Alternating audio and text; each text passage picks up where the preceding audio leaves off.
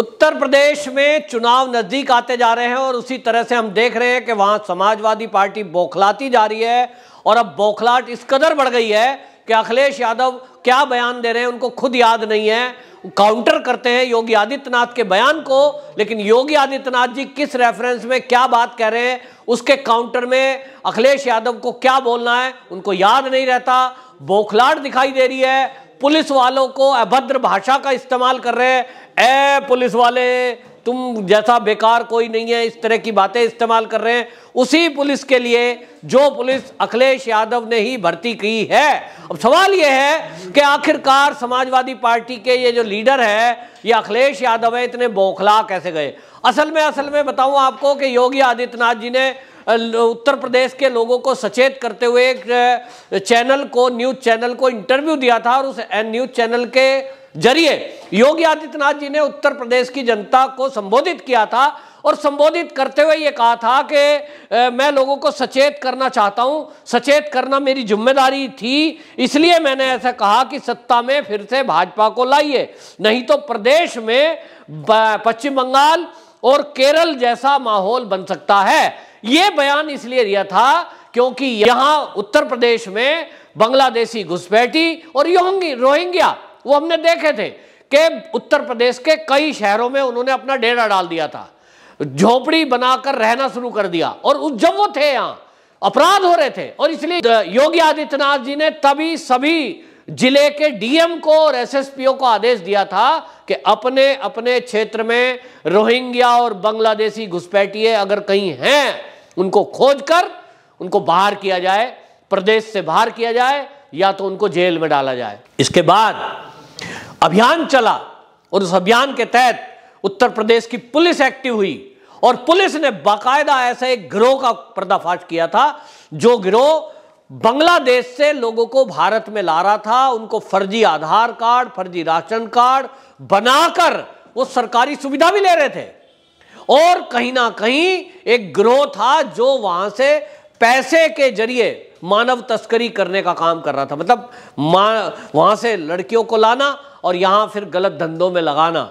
इस तरह के गिरोह का पर्दाफाश उत्तर प्रदेश की पुलिस ने योगी आदित्यनाथ जी के नेतृत्व में यानी उनके आदेश के बाद किया और इसी रेफरेंस में योगी जी बोल रहे थे कि जब समाजवादी पार्टी की सरकार उत्तर प्रदेश में थी उस समय यह घटनाएं बढ़ी कि घुसपैठिया यहां आए और यहां गाजियाबाद, मुरादनगर, इस जो एरिया है सारे, जो पूरा उत्तर प्रदेश, लखनऊ है, जो प्रयागराज है, इस सब जगह छोटे छोटे टुकड़ों में कबाड़ी के काम, कबाड़ा बीनते हुए ये लोग दिख जाएंगे।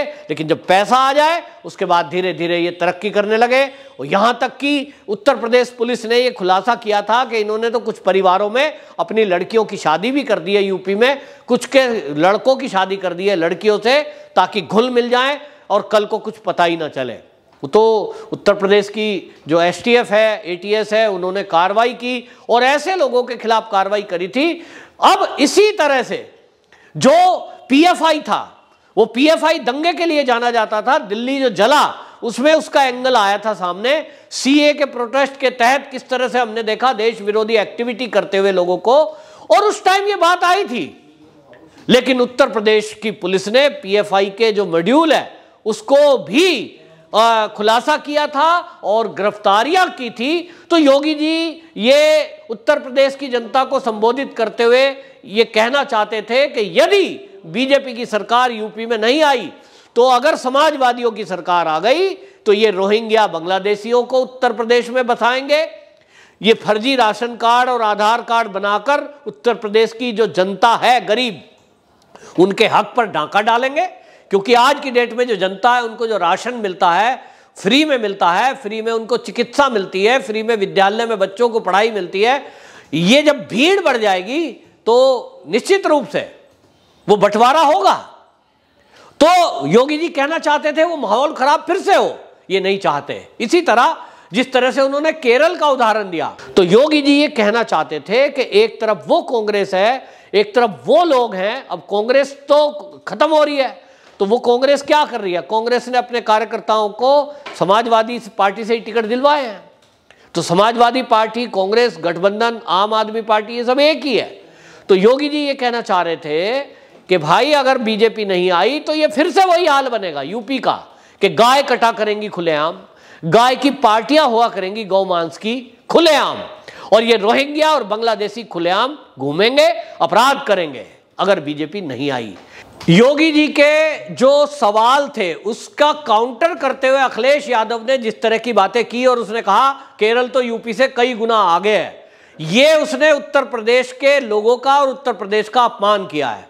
अब आप देखिए कि जो है अखिलेश यादव और उसके पिता, वो इतने साल उत्तर प्रदेश में शासन कर गए, सीएम रहे, खुद अखिलेश यादव सीएम रहे, उनके पिता सीएम रहे, वो कह रहे हैं केरल हमसे आगे है, केरल हमसे कई गुना एजुकेशन में आ गया है। तो अखिलेश यादव जी, योगी जी तो अब आए 5 साल पहले, और जब वो आए उनके बाद में जितने डिग्री कॉलेज उन्होंने खोले हैं, आप उत्तर प्रदेश का ये कहकर के अपमान कर रहे हैं। जितनी यूनिवर्सिटियां उत्तर प्रदेश में खुली हैं योगी जी के टाइम में, तो आप ये उत्तर प्रदेश को बदनाम कर रहे हैं ये कहकर के कि उत्तर प्रदेश में तो कोई विकास है ही नहीं। अब केरल से तुलना कर रहे हो, एक छोटा सा राज्य केरल और कहां इतना बड़ा हमारे देश का राज्य उत्तर प्रदेश, और तुलना करते हुए भी बेइज्जती कर रहे हो।